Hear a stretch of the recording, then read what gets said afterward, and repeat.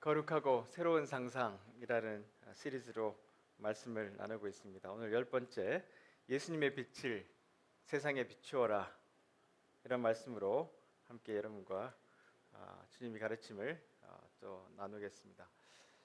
여러분 오늘 이제 윤수자매가 이제 봉독해 준 말씀에 보면 예수님께서 사람의 눈을 뜨게 하는 그런 장면들이 나오는데요.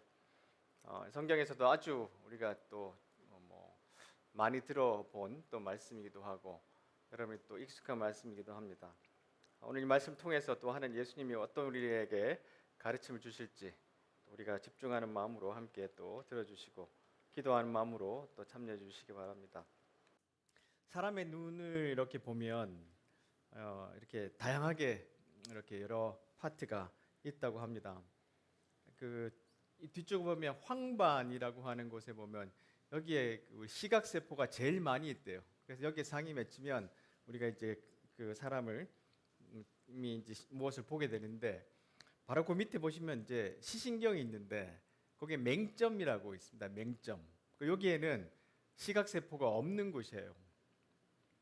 그래서 맹점에 상이 맺히면 안 보여요. 그 사람의 눈에는 이 양쪽 눈에 맹점이 있습니다. 그래서 사람의 눈이 이렇게 보면 실제로는 우리의 눈이 사물을 정확하게 보지 못하고 보지 못하는 이 파트가 우리 눈 안에 존재해요. 많은 사람들이 그걸 잘 모른대요. 왜 눈이 두 개가 있냐면 이제 그 맹점들을 서로 보완하기도 하는데 눈이 두 개가 있어도 이 망이 안 맺히는 곳을 다 메꿀 수는 없어서 어떻게 우리가 시각을 이제 구성하느냐 하면 이 뇌가 알아서 거기에 부족한 부분이나 안 보이는 부분을 채우는 거예요. 그리고 우리가 어떤 사물을 볼 때도 실제로 뇌가 움직이면서 계속 안 보이는 부분을 채워 넣는 작용들을 합니다. 그렇게 우리가 눈이 작동을 한대요. 이런 것처럼 사실 우리가 보는 세상도 우리가 이해하는 세상도 못 보는 때가 굉장히 많습니다. 안 보이는 것이 굉장히 많아요. 그렇기 때문에 우리가 무엇을 이렇게 보거나 무엇을 이렇게 들을 때 반드시 그것에 대해서 해석하는 작용들을 그런 이제 무엇을 들을 때 해석을 해야 되는데 이 해석이 오류가 굉장히 많습니다. 모든 사건이나 모든 인포메이션은 진공 상태에서 우리에게 딱 떨어져서 모든 사람이 동의하지 않아요. 이거는 모든 사람이 어떤 사람이 말할 때 그 사람의 해석을 통해서 들어오는 거예요. 심지어 성경도 마찬가지입니다. 우리가 성경을 읽을 때 어떤 분들이 나 성경 백독했어 이런 사람이 있어요. 그러면 와, 참 좋은 일이긴 해요. 근데 그 사람이 잘못된 시각으로 성경을 계속 읽으면 읽을수록 더 나빠져요. 그러니까 우리가 얼마나 좋은 해석과 좋은 시각을 갖고 있느냐가 정말로 중요한 거예요. 오늘 이 말씀을 통해서 그 내용들을 좀 살펴보려고 하는데 오늘 말씀의 이제 끝부분에 보면 예수님께서 이 상황들의 결론을 지으면서 바리새인들에게 너희들은 눈을 떴지만 못 보는 소경이다 이렇게 말씀하세요. 직접적으로 말씀은 안 했는데 이 사건을 다 듣고 해석하는 이야기를 듣고 보니까 이거 우리가 못 보는 사람이었네? 바리새인들이 이렇게 생각하게 되면서 화가 난 거예요. 당신 우리한테 못 보는 사람이라고 이야기하는 거야? 라고 예수님께 따지죠. 그러니까 예수님께서 너희가 앞을 보지 못하는 사람들이라면 죄가 없겠지만 지금 너희가 우리는 본다 라고 말하니까 너희는 아직 죄가 있다. 이렇게 예수님이 가르치셨어요. 자, 오늘 이제 이 본문은 우리가 이제 수많은 다양한 또 미술 작품을 통해서 알 수 있는데요, 볼 수 있는데 많은 사람들의 그 중요한 주제가 됐어요. 이 예수님의 가르침에 대해서. 사람들에게 예수님 어떻게 사람의 눈을 왜 이렇게 뜨게 하셨는가? 그리고 요한은 왜 이 장면을 진흙을 발라서 눈에 이렇게 바르고 실로암에 가서 씻으라고 이렇게 기록했는가? 여러 가지 아주 흥미로운 그런 본문이기도 합니다. 자, 예수님께서 이 바리새인들에게 너희들이 눈을 뜨고 있지만 못 보는 자다라고 이야기를 하셨잖아요. 그래서 오늘 본문 안에 예수님께서 너희들이 왜 못 보는지를 몇 가지를 가르쳐 주세요. 첫 번째는 무지함에서 오는 맹목, 무지함에서 오는 블라인드 사이트, 무지함에서 오는 이성적이든지 아니면 어떤 상태든지 주어진 사실과 진리를 알지 못하고 그냥 다른 쪽으로 이렇게 이해하게 되는 그런 이야기를 예수님께서 먼저 말씀하세요. 자, 예수님께서 걸어가시는데 보세요. 나면서부터 안 못 보는 사람이 있었어요. 그러니까 예수님의 제자들이 예수님 앞에 물어요. 선생님, 아직까지 예수님을 선생님이라고 부르잖아요. 이 사람이 이렇게 안 못 보는 사람으로 태어난 것이 누구의 죄 때문입니까? 이 질문을 하는 거 보면 이 사람이 어떤 생각을 하는지 알 수 있죠. 이 사람이 눈을 못 보네? 눈을 못 본다. 장애인이란 이유는 이 사람 죄인이네? 그런데 이 사람이 날 때부터 눈을 뜨지 못했어. 날 때부터 보지 못하는 사람이야. 그러니까 이게 누구 잘못일까? 그럼 부모 잘못이겠지. 이렇게 생각하고 있었어요. 그러니까 예수님 앞에 그렇게 질문을 했죠. 그러니까 예수님께서 대답을 하시는데, 자, 이 제자들이 지금 무지함에서 오는 맹목이에요. 무지하기 때문에 보지 못하는 거예요. 자, 이 스퐁주교가 이런 이야기를 합니다. 이 사람이 시각장애인으로 태어난 것은 누구의 탓인가? 당시의 일반적인 신학, 일반적인 믿음, 일반적인 과학, 일반적인 수준에서 보면 질병과 재난은 하나님의 처벌의 도구였다. 이렇게 믿고 있었어요. 종교는 전능하고 초자연적인 하나님이 모든 일을 통제하며 하나님의 정의를 옹호할 수 있는 인간의 고통과 비극에 대한 설명이 있다고 주장했다. 누가 병들거나 누가 장애가 있거나 누가 사고가 나면 저 사람 죄가 있다.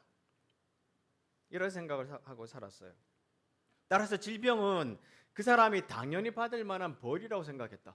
내가 뭐 잘못했지? 우리 이런 생각할 수 있잖아요. 여러분 그렇죠? 무슨 사고가 나면 내가 뭐 잘못했지? 제가 옛날에 어릴 때 대학교 다닐 때 대학부 후배가 유럽 여행을 갔어요. 그때는 아주 드물 때인데 근데 가자마자 거기서 그 짐 배낭을 다 도둑을 맞았대요. 그 소식을 전하니까 엄마가 집에 교회 와서 11조부터 했어요. 왜요? 내가 11조 안 했기 때문에 우리 아들이 도둑 맞았다. 이런 사고방식을 갖고 있어요. 자, 이 특별한 남자는 태어날 때부터 눈먼 상태였기 때문에 이것이 그의 어떤 명백한 악행에 대한 죄의 결과하며 그 죄 때문에 시각장애인이 된 것이라고 볼 수는 없었다. 그래서 제자들이 그의 눈먼 이유가 그의 부모 때문에 짊어지게 된 형벌이라고 추측했다. 이 무지에 대해서 무지로 인해서 생긴 맹목이에요. 자, 많은 역사 이런 일들이 있는데 평균의 종말이라는 책에 보면 19세기의 보건의료계 여기에 존경받는 의사들 전문가들이 질병의 원인을 미아즈마를 내세웠는데 이게 무슨 뜻이냐면 나쁜 공기예요. 그러니까 모든 질병이 나쁜 공기에서 온다고 그래서 창문을 열어라. 이렇게 이제 생각을 했다는 거예요. 그래서 질병 예방은 방의 내부나 외부에 미아즈마가 더 많은가 어떤가에 따라서 되니까 창문을 열거나 닫거나 하는 방식으로 이 질병을 대체했어요. 의사들은 신사들의 경우에는 나쁜 공기가 있는 곳에 살지 않는다는 이유로 질병을 옮기지 않는다고도 믿었다. 그리고 난 다음에 세균이 등장했다. 이 병을 옮기는 것이 세균이구나. 그러니까 우리가 점점 시대가 발전하고 발달하고 과학이 발전할수록 그동안 몰랐던 것들을 자꾸 알게 되는 거예요. 한참 미국의 남부와 북부가 싸울 때 그 수많은 군인들이 뭘로 죽었냐면 말라리아로 죽었어요. 근데 그 당시에 사람들이 이 말라리아로 죽은 시체들의 옷을 벗겨다가 저쪽 병사들한테 갖다 줬다는 거예요. 그러니까 사람 생각할 때 말라리아 죽는데 그게 아니라 이 어떤 옷에 있는 어떤 불길한 균 때문에 왔다고 이렇게 생각해서 저쪽으로 또 갖다 줬다는 거예요. 그러니까 아무 일이 없죠.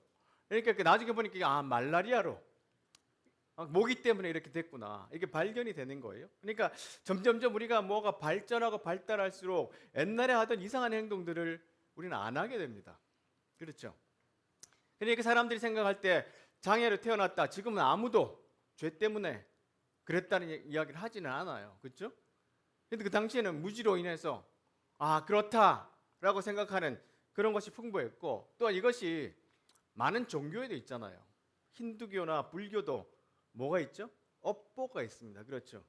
전생에 네가 무슨 짓을 했기에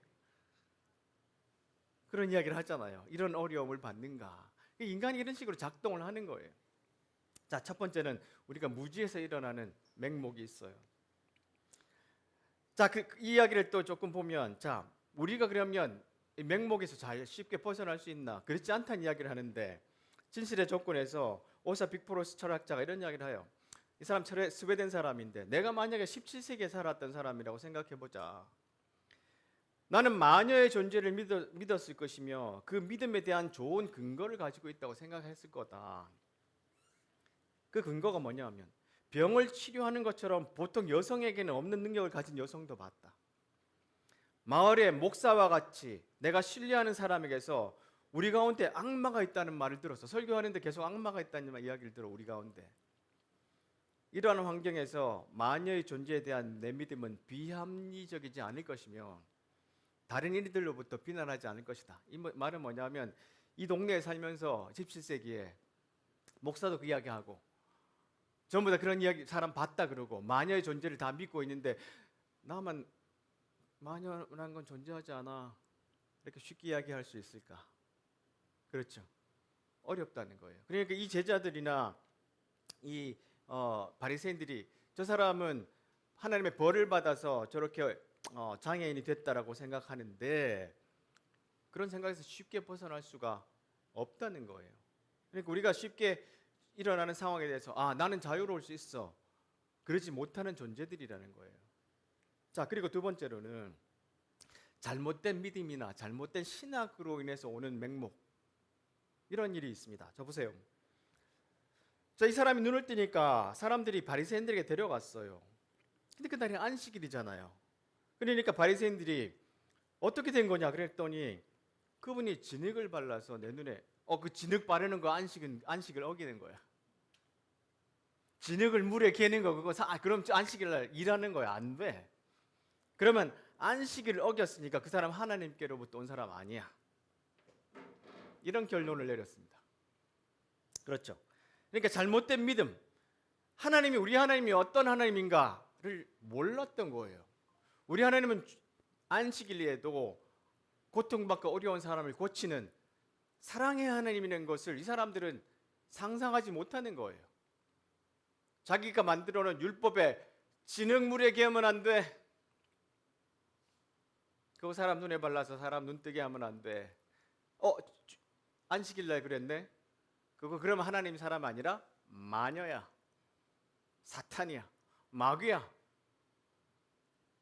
이렇게 몰아붙이는 거죠. 죄인이 어떻게 이 같은 표적을 행할 수 있겠냐? 아니야, 그 사람 하나님으로부터 온 거야. 이 사람들이 막 이제 갈리기 시작하죠. 바리새인들이 그 다음 사에게 묻습니다. 그러면 당신은 어떻게 생각합니까? 예언자예요, 예언자. 자, 이렇게 이제 대답을 하게 되는데 보세요. 스봉주교는 이렇게 해석합니다. 하나님의 정의를 지키는 것이 하나님의 사랑을 지키는 것보다 훨씬 더 중요한 것으로 보였다. 하나님의 징벌에 대한 두려움은 인간의 행동을 통제하지만 부모의 죄로 인해 자손에게 벌을 내리는 하나님은 용서할 줄 모르는 괴물이지 그 본질에서 사랑이며 삶을 향상시키려는 목적을 가진 아버지라고 불리는 신이 아닌 것은 분명하다. 그러므로 눈먼 상태에 태어난다는 것은 하나님을 어둠과 동일시하고 또한 정의에 대한 인간 이해의 한계를 벗어날 능력이 없는 분으로 규정하는 것이다. 자, 이게 설명을 하면 아버지 죄 때문에 어머니 죄 때문에 애가 눈이 멀어서 태어났다. 그러면 무슨 뜻이냐 하면 하나님은 부모의 죄 때문에 아이에게 벌을 주는 나쁜 신이에요. 그렇죠? 그런 결론을 갖게 되는 거예요. 자, 조금 전에 우리가 찬양할 때 예수님이 우리를 대속하셔서 이런 구절이 있었죠.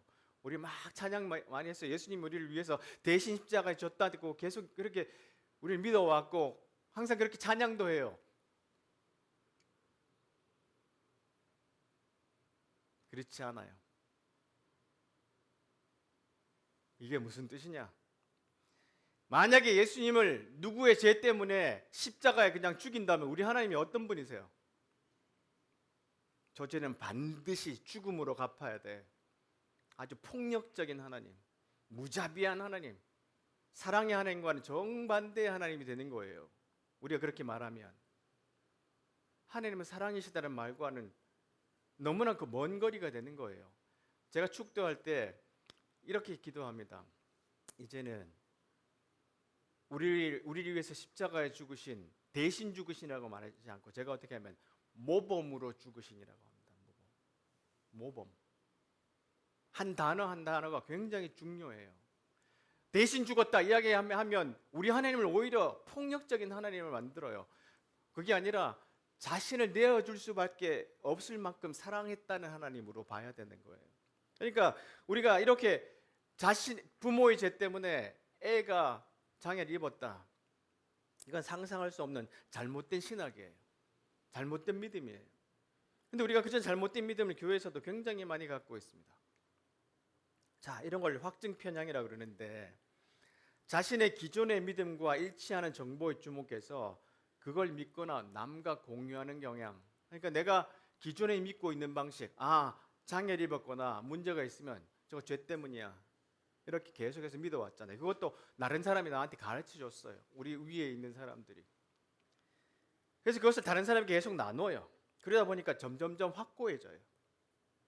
어떤 주장이 세계에 관한 우리의 믿음을 확인해주면 이를 진실로 받아들이기 쉽고 거짓일지라도 모른다며 이의를 제기하는 경향은 줄어든다. 질문하지 않아요. 얘가 태어날 때부터 그랬는데 누구의 죄일까? 부모가 그랬을 거야. 아니 정말 부모가 그럴까? 그럼 우리 하나님은 그런 분인가? 이렇게 질문하지 않는다는 거예요. 확증 편향에 대한 우리의 민감성은 사회학자 닐 포스트먼이 어떤 때건 맞서 싸워야 하는 헛소리의 주의 원칙은 당신 자신이다. 그러니까 뭐예요? 내 속에 이런 잘못된 믿음, 잘못된 신학들이 많다는 걸 우리가 인정해야 돼요. 나한테 질문을 나도 던져봐요. 너 왜 그렇게 믿고 있어?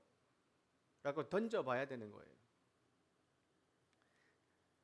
자, 확신의 죄라는 책에서도 이런 이야기를 해요. 우리가 죽기 살기로 올바른 생각을 붙들고 있을 때 바리새인이 지금 올바른 생각 그거 안식일에 그러면 안 돼. 이거는 하나님이 벌 준 거야. 이렇게 자기들이 올바르다라고 생각하는 걸 붙들고 있으면 그것을 놓으면 하나님을 놓는 것이라고 여기고 놓지 않으려고 할 때 손에 쥔 것을 놓고 앞으로 나아가야 한다는 것을 알면서도 우리 입장을 고수하고 고집스럽게 자리를 지킬 때 그런 순간에 우리는 하나님보다 우리 자신의 생각을 신뢰하는 거다. 예수님이 지금 오셔서 사랑의 하나님이 어떤 분이신지 또 사람의 형상을 어떻게 하나님께서 고치시고 회복시키시는지를 눈앞에서 계속 보여주는데 우리 신학이랑 달라. 우리는 안식일 이런 거 하면 안 되잖아. 우리 율법이 지금 어긋나잖아. 그러니까 고집스럽게 이걸 쥐고 있으니까 하나님이 어떻게 일하시는지를 못 보는 거예요. 내 눈앞에 와 계신 분이 메시아인지를 볼 수가 없는 거예요. 이것은 하나님보다 우리 자신을 더 신뢰하게 되는 거예요. 그러니까 우리 생각이 얼마나 달라져야 되는지 우상에 매달리니라 그분을 신뢰하려는 초대를 외면해 버린다. 예수님이 계속해서 우리에게 초대하는데도 그거 아니잖아요. 그거 율법에 어긋나는 거잖아요. 근데 그건 누가 만든 거예요? 사람들이 만든 거예요. 하나님 새로운 방식으로 일하시고 새로운 상상으로 일하시는데도 그걸 볼 수 있는 눈이 없어져 버린 거예요. 잘못된 믿음이나 잘못된 신학이 있으면 우리 하나님이 어떻게 일하시는지를 볼 수가 없어요. 그 다음에 에고로 인한 맹목. 에고가 뭡니까? 내 고집 아니면 내가 갖고 있는 어떤 자만심 이런 것이잖아요. 보세요. 바리새인들이 이 사람을 두 번째로 불렀어요. 그리고 난 다음에 하나님께 영광을 돌리시오. 우리는 그 사람이 죄인인 것을 알고 있어.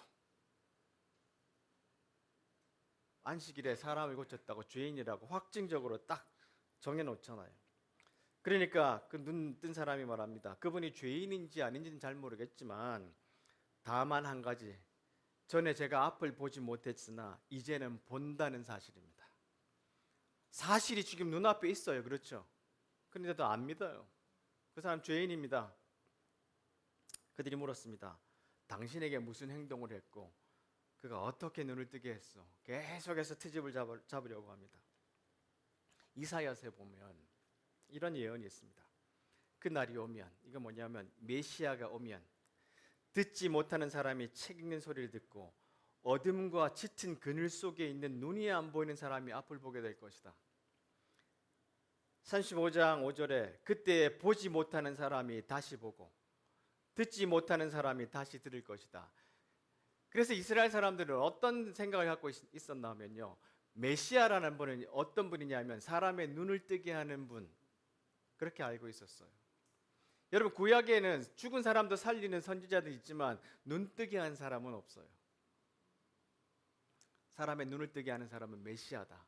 이들은 그렇게 알고 있었는데도, 지금 사람의 눈을 뜨게 했는데도 이사야가 말했던, 그동안 믿고 있던 것이 어땠건지 상관없어요.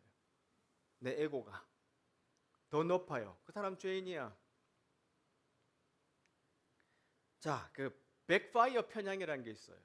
불이 이렇게 확 이렇게 하다가 갑자기 다시 돌아오는 게 이제 백파이어 이제 라는 그런 현상이잖아요.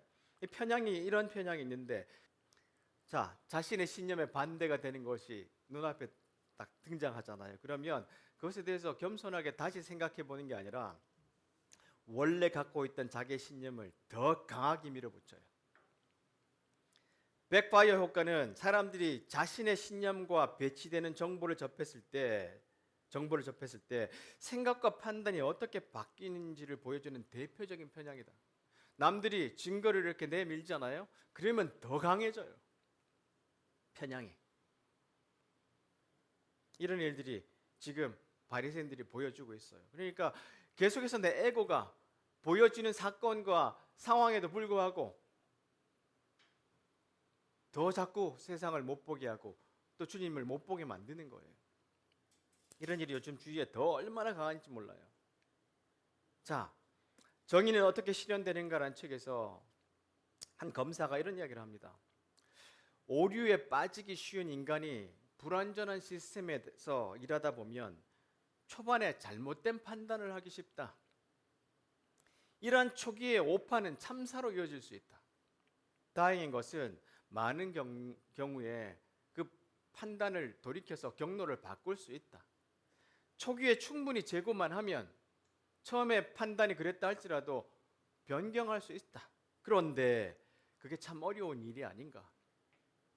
어떤 의견이 형성되면 단념하기가 어렵다. 또한 어떤 결론이 널리 알려지면 처리하기가 힘들다.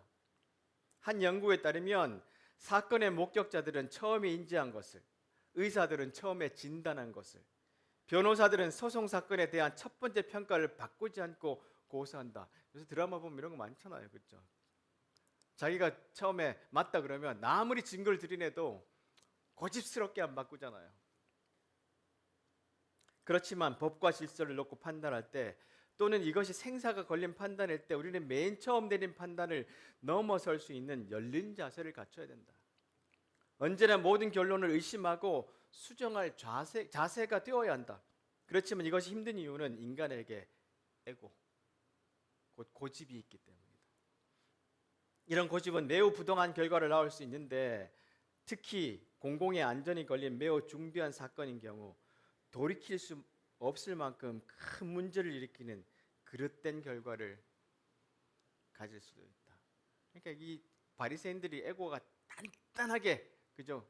고집스럽게 뭉쳐져 있어서 앞에 지금 눈을 뜨게 하는 예수님이 와서 가르치시는데도 저 사람 죄인이야. 자기의 처음 판단을 결코 변경하지 않는 거예요. 그리고 그 자기의 판단을 증명해 줄 그런 자료들을 계속해서 찾고, 심지어 안 되면 그걸 만들잖아요. 그 다음 또 하나 맥목은 두려움에서 오는 맥목이에요. 자, 이제 앞 못 보는 사람, 이 사람이 좀 젊었거나 조금 나이가 어린 아이구나 했을 텐데, 그에게 이제 이야기를 해도 보니까 잘 안 되니까 이제는 심지어 부모에게 가서 묻습니다. 부모에게 가서 이 당신 아들 맞습니까? 나면서부터 보지 못하게 되었다고 이야기했는데 어떻게 된 겁니까? 그러니까 아버지를 압박해요. 그러니까 아버지가 대답합니다. 그 아이가 우리 아들인 것은 알겠고 또 날 때부터 앞 못 본 아이였다는 것을 알겠는데 그 애가 지금은 어떻게 보게 되었는지, 또 누가 그 아이의 눈을 뜨게 해주는지 우리는 잘 모르겠습니다.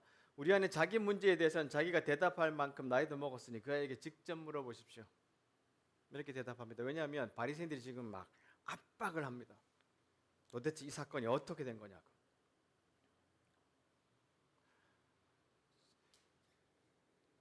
이 바리새인들이 예수님을 그리스도로 인정하면 보세요. 누구든지 회당에서 쫓아내기를 이미 결정을 해놨어요. 이 회당에서 쫓아낸다는 말은 뭐냐면 그냥 예배 못 드리는 정도가 아니라 이 마을에서 완전히 추방한다는 뜻이에요. 그러니까 굉장히 지금 두려움에 쌓여 있습니다. 사람의 두려움에 쌓여 있으면 정확한 판단을 잘 못해요. 이렇게 밀어붙이는 거예요. 지금 이건 이제 그 아버지 상황이고, 자, 다섯 번째로 교만이나 욕망으로인한 맹목이 있습니다.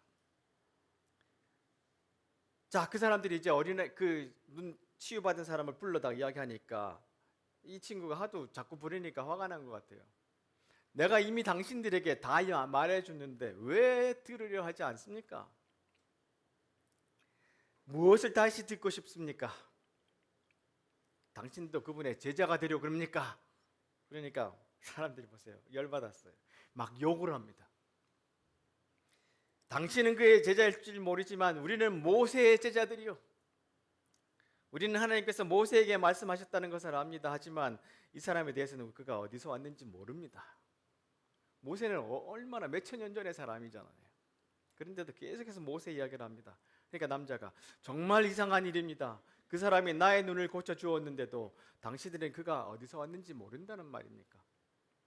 우리는 하나님께서 죄인의 말을 듣지 않으시지만 경건하게 하나님의 뜻을 행하는 사람의 말은 들으신다고 알고 있습니다. 나면서부터 앞 못 보는 사람의 눈을 뜨게 했다는 말을 들어본 사람은 아무도 없습니다. 메시아입니다. 예언자입니다. 그분이 하나님으로부터 오신 분이 아니라면 아무것도 할 수 없었을 것입니다. 이렇게 아주 상황을 정확하게 이야기해 줍니다. 그러니까 보세요. 어떻게 대답합니까? 바리새인들이 보세요. 아, 저도 믿겠습니까? 뭐라고 하죠? 당신은 날 때부터 죄가 가득한 사람인데 너 죄가 가득해서 눈 못 보게 태어난 거 아니야? 근데 우리를 가르쳐 들어? 그리고 쫓아내버립니다. 교만, 욕망으로 인한 맹목이에요. 이렇게 정확하게 이야기하는데도 눈을 뜬 사람이 직접 앞에 나와서 성경의 이야기를 정확하게 가르쳐 주는데도 안 듣습니다. 너 날 때부터 죄 있던 자가 우리를 가르치려 해. 그렇죠? 여러분, 우리 주위에도 많은 상황들이 일어날 때 사람들이 그 사람을 공격합니다. 네가 뭘 안다고 나를 가르쳐? 교만이나 욕망으로 인한 맹목인데, 톰 라이트 주교는 이런 이야기합니다. 바리새인들은 유대교 안에서 무언가 새로운 것이 터져 나올까 봐 두려워한다. 이들은 보세요. 외부에서 얼마나 심한 공격이 와도 다 이겼어요. 이교, 비유대교 종교권, 돈과 권력 따위는 상존하는 적이고 그들은 하나님이 장차 그것들을 무너뜨릴 것을 소망한다. 이 바리새인들은 그렇게 생각했어요. 하지만 유대교 세계 내부에서 일어난 사람들이 한 분이신 참 하나님의 이름으로 행동한다고 주장하면서 자신들의 체제를 송두리째 깨뜨린다면 그것만은 묵고할 수 없다. 바깥에서는 아무리 공격이 와도 다 싸울 수 있지만 내부 안에서 진짜 참 하나님이 사람의 몸을 입고 오셔서 새로운 일을 하는데 우리의 체제를 흔들어 메시아도 못 박아. 이게 그들이 갖고 있는 생각이었어요. 자, 이들은 하나님과는 정반대 방향으로 움직입니다. 그들은 자기들의 세계를 떠받치고 있는 토대가 온통 위협받고 있음을 인식하고 있는데 그것들을 지지해 줄 수 있는 받침대를 찾고 있어요. 혹시 저 사람 거짓말하는 거 아니야? 원래 눈 장님 아닌 거 아니었어? 계속해서 다른 증거를 찾으려고 해요. 어떻게 해서라도 예수님을 무너뜨리려고 하는 그런 행동을 하는 것입니다. 자, 그런데 눈뜬 자들의 영성이라는 책에 보면 겸손이 우리의 눈을 연다 그래요. 겸손이 우리의 눈을 열어서 하나님을 발견하게 해준다. 에고와 욕망, 고집 이런 게 아니라 겸손이 우리의 눈을 열어주는데 하나님 앞에 스스로 의롭다 하는 사람은 하나님을 알아보기 힘들다. 복음서에 나오는 많은 이야기들이 그런 예들이 있다. 종교 지도자들과 제자들은 종종 예수님의 정체성을 오해했다. 종교 지도자들은 예수님을 마귀로 부르기까지 했다. 겸손하지 않으면 하나님을 볼 수 없어요. 교만하고 욕망이 가득하면 예수님도 십자가에 못 박아요. 자, 그러면 예수님의 상상은 뭔가? 보세요. 제자들이 이렇게 질문하니까 예수님의 대답은 이 사람이나 그 부모가 죄를 지어서 그런 것이 아니야. 이 사람이 나면서부터 앞을 보지 못하는 것은 하나님의 일을 그 사람의 생애를 통해 나타나게 하기 위한 거야. 이런 말씀을 합니다. 근데 이게 좀 그렇잖아요. 이 사람이 장님에 대해서 눈을 못 보는 시각장애인인데 그 사람이 그렇게 태어난 것은 하나님의 일을 세상에 알리기 위해서 그런 거라고? 이 해석을 하기가 굉장히 조심스러운 부분입니다. 제가 좀 설명을 할게요. 자, 눈뜬 자들의 영성에서 이런 이야기를 합니다. 사람의 가치는 그가 하나님의 형상으로 만들어졌다고 하는 사실과 직접 연관된다. 사람의 가치는 하나님의 형상이라는 것이에요. 존 스토트가 인간에게 있는 하나님의 형상에서 본질적인 존엄, 모든 인간에게 속한 가치를 본다고 말했다. 우리에게는 그런 하나님이 만드셨기 때문에 우리에겐 존엄이 있는 거예요. 존엄성은 우리가 내리는 현명하지 못한 결정들로 흠이 갈 수는 있지만 그 본질 자체는 변하지 않는다. 누군가 가난하거나 장애 때문에 존엄과는 거리가 먼 환경에서는 살 수 있지만 그러나 본질적으로는 그 존엄성이 달라지지 않는다. 이 사람이 장애인으로 태어났거나 지금 병을 앓고 있거나 가난하고 산다고 해서 하나님의 존엄성이 이 사람에게 없는 게 아니야라는 거예요. 근데 이 바리새인들 보세요. 너 죄로부터 태어났는데 당장 나가라. 사람을 이렇게 대하는 거예요. 근데 진짜 중요한 것은 그렇지만 일그러져 있지만 우리는 하나님의 형상이라는 거예요. 사람의 가치를 이렇게 볼 수 있어야 되는 거예요. 예수님은 장애로 태어났지만 이 사람의 가치를 보는 거예요. 나는 휴먼, being human이라는 것에서 주디스 휴먼이라는 분이 자기의 그 자서전을 썼는데 이 사람의 라스트 네임이 휴먼이에요. 근데 이 사람은 어릴 때 소아마비를 아주 심하게 알아서 이제 47년생이니까 그 당시에는 학교를 못 오게 했어요. 근데 어릴 때부터 굳건하게 미국에 있는 학교들을 바꾸기 시작하고 그래서 미국의 장애에 관련된 모든 법을 바꾼 사람이에요. 어마어마한 사람입니다. 근데 이분이 이런 이야기를 합니다. 나는 한 번도 장애가 없었으면 좋겠다고 생각한 적이 없다. 나의 부모도 그런 생각을 하지 않았다고 확신한다. 부모님에게 그에 대해 물어본 적은 없지만 내가 만약 질문을 했더라도 부모님은 나에게 장애가 없었다면 우리의 삶이 훨씬 더 나았을 것이라는 대답을 하진 않았을 거다. 왜냐하면 나는 장애인이 되었고 나는 시민이 되었고 결국 내가 됐다. 장애인으로 규정되는 게 아니라 한 존엄한 가치를 가진 사람이 됐다. 이런 표현을 하면서 보세요. 우리가 다른 사람의 입장이 되어 상상할 줄 모르는 사람들의 나라로 서서히 변해가는 것을 내버려 둔다면 우리는 차별이 어떻게 발생하는지 어떻게 느껴지는지 그 복잡성을 이해할 수 없을 것이다. 잘 알지도 못하는 사람들에 대한 존중이 부족하면 불평등과 가난의 책임을 사회의 구조가 아니라 개인에게 쉽게 돌린다. 너 죄 때문에 태어난 거야. 너 게을러서 가난해진 거야. 개인의 문제로 돌려요. 서로를 비난하는 데만 급급하다면 평등을 중요하고 가치 있게 여기는 사회를 어떻게 만들어갈 수 있겠는가? 이 책을 꼭 한번 읽어보시면 좋겠다고 생각이 들어요. 말씀을 좀 마치겠습니다. 혹시 이 장면 보신 분 계십니까? 이번에 트럼프가 다시 대통령이 됐어요. 그렇죠? 취임식의 마지막 행사는 뭐냐 하면 국립성공회에 가서 예배를 드리면서 취임식이 마무리가 돼요. 이제 이분이 이제 쭉 설교를 쭉 끝내면서 트럼프에게 대통령님 한 말씀 드리겠습니다 하고 설교를 끝내요. 끝내요. 그 내용이 뭐냐면 마지막으로 간청드리겠습니다. 대통령님, 수백만 명이 당신을 신뢰해왔고 어제 당신은 선서를 통해 말했듯 당신은 사랑 많으신 하나님의 섭리의 손길을 느끼고 있다고 말씀하셨습니다. 하나님의 이름으로 간청합니다. 이 나라에서 두려움에 떨고 있는 사람들에게 자비를 베풀어 주십시오. 민주당원, 공화당원, 무당파 가족들 속에 있는 게이, 레즈비언, 트랜스젠더 자녀들 중에 일부는 자기의 목숨을 걱정하고 있습니다. 우리의 농작물을 수확하고 사무실을 청소하며 가금류 농장과 육가공 공장에서 일하는 사람들, 우리가 레스토랑에서 식사한 뒤에 설거지를 하고 병원에 야간 근무를 하는 사람들 중에는 시민권이 없거나 적법한 서류를 갖고 있지 않은 이들도 있습니다. 그러나 대다수의 이민자들은 범죄자가 아닙니다. 그들은 세금을 내고 훌륭한 이웃이며 우리의 교회, 모스크, 시나고그, 구르드와라 그리고 절에서 신실하게 예배하는 사람들입니다. 간청합니다. 대통령님, 부모가 추방될까 두려워하는 어린이들, 전쟁터와 박해로부터 도망쳐온 사람들이 우리 공동체 안에서 자비와 환대를 받을 수 있도록 도와주십시오.